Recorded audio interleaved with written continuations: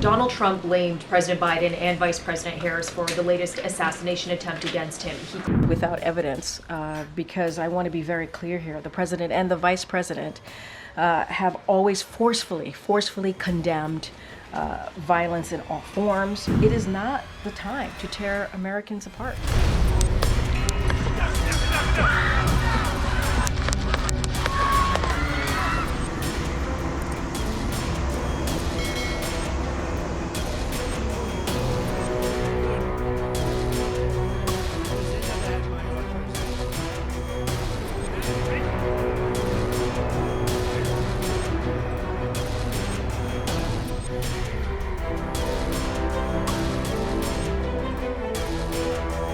Without evidence, because I want to be very clear here, the president and the vice president have always forcefully condemned violence in all forms. It is not the time to tear Americans apart.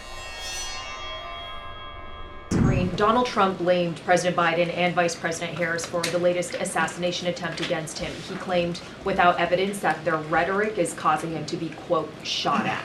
How is the White House responding to those comments? Well, I love that you added without evidence, because I want to be very clear here. The president and the vice president have always forcefully condemned violence in all forms, including political violence, and we certainly have never encouraged any violence in any way.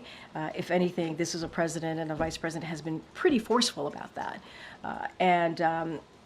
you know, when it comes to differences in issues and policies, we believe that there should be a conversation. There was a debate just last week, right? There should be a conversation and back and forth about that, a healthy conversation. And it's crucial that we do that. And the president has also said, when it comes to, you know, violent rhetoric, we got to bring the temperature down. You heard that directly from this president.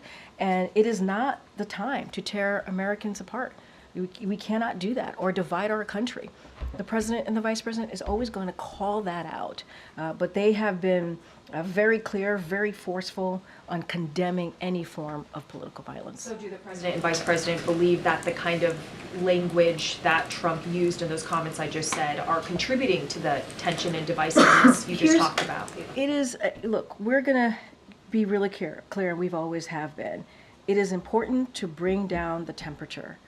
To bring that temperature down of that political violent rhetoric. We've been very clear about that.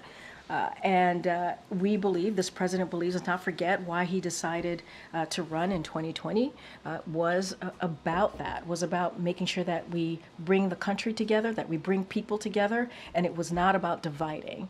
And so we're going to continue to be very clear about that. We're going to continue to call that out. And they did, January 6th. The president and the vice president called that out. When Paul Pelosi was attacked because of political rhetoric, violent rhetoric, we called that out. And when the first incident happened a couple weeks ago at the Butler, after that aftermath, the president called that out as well. And so he's very consistent. He thinks both sides should be very clear about that. It's not just the president or the vice president. Every leader, national leader, or any leader in this country should be calling out political violence and bringing the country together, not dividing it. Just to be clear, just to clarify, so Sure. You're saying that the president and vice president believe that former President Donald Trump should be toning down his rhetoric? So I'll say this. President Biden has been clear-eyed about the threat that the former president represents to our democracy. He's been clear-eyed about that. From his role, let's not forget, from his role of January 6th, where he refused to accept the outcomes of free and fair elections. Look what happened on that day. Some of you were there at the Capitol. Some of you have colleagues who were there at the Capitol, reported and saw what happened. 2,000 angry people went there to try to overturn a free and fair election. And so it's not going to stop the president and the vice president to call out, to continue to strongly call out, you know, when it comes to protecting our democracy. We have to be forceful about that. We have to be very clear. We can resolve our differences, right?